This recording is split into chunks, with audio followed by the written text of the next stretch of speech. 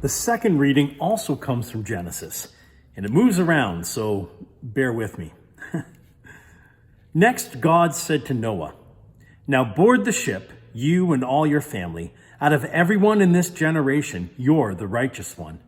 Take on board with you 7 pairs of every clean animal, a male and a female, 1 pair of every unclean animal, a male and a female, and 7 pairs of every kind of bird, a male and a female, to ensure their survival on earth. In just 7 days, I will dump rain on earth for 40 days and 40 nights. I'll make a clean sweep of everything that I've made." Noah did everything that God commanded him. It was the 600th year of Noah's life, in the 2nd month, on the 17th day of the month that it happened. All the underground springs erupted, and all the windows of heaven were thrown open. Rain poured for 40 days and 40 nights. That's the day Noah and his sons, Shem, Ham, and Japheth, accompanied by his wife and his sons' wives, boarded the ship, and with them every kind of wild and domestic animal, right down to all the kinds of creatures that crawl and all kinds of birds and anything that flies. They came to Noah and to the ship in pairs. Everything and anything that had the breath of life in it, male and female of every creature, came just as God had commanded Noah.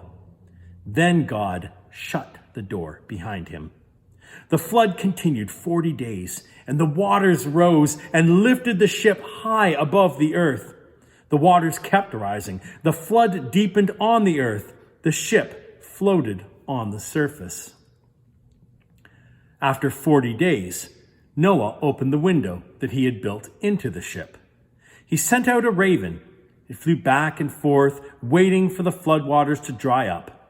Then he sent a dove to check on the flood conditions, but it couldn't even find a place to perch. Water still covered the earth. Noah reached out and caught it, brought it back into the ship. He waited 7 more days and sent out the dove again. It came back in the evening with a freshly picked olive leaf in its beak. Noah knew that the flood was about finished. He waited another 7 days and sent the dove out a 3rd time. This time, it didn't come back. In the 601st year of Noah's life, on the 1st day of the 1st month, the flood had dried up. Noah opened the hatch of the ship and saw dry ground. By the 27th day of the 2nd month, the earth was completely dry.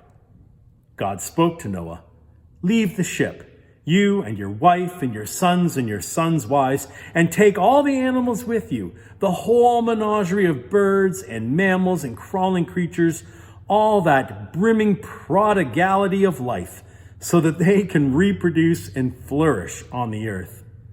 Noah disembarked with his sons and wife and his sons' wives. Then God spoke to Noah and his sons. "I'm setting up my covenant with you, including your children who will come after you, along with everything alive around you, birds, farm animals, wild animals that came out of the ship with you. I'm setting up my covenant with you that never again will everything living be destroyed by floodwaters. No, never again will a flood destroy the earth."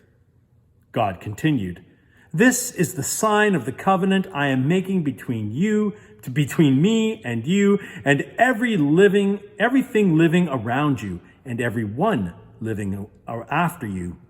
I'm putting my rainbow in the clouds, a sign of the covenant between me and the earth."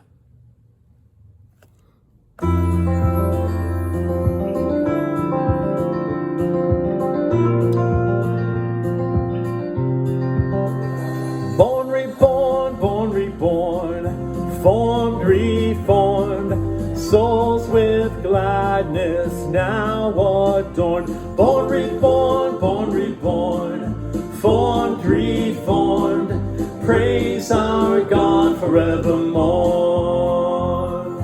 Drown us, raise us, mark us, claim us.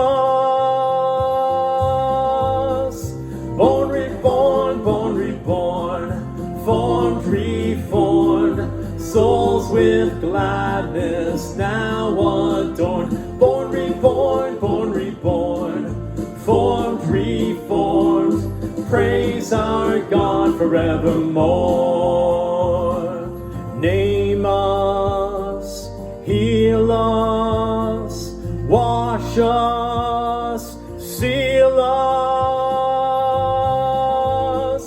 Born, reborn, born, reborn, formed, reformed, souls with gladness now adorned. Born, reborn, born, reborn, formed, reformed, praise our God forevermore.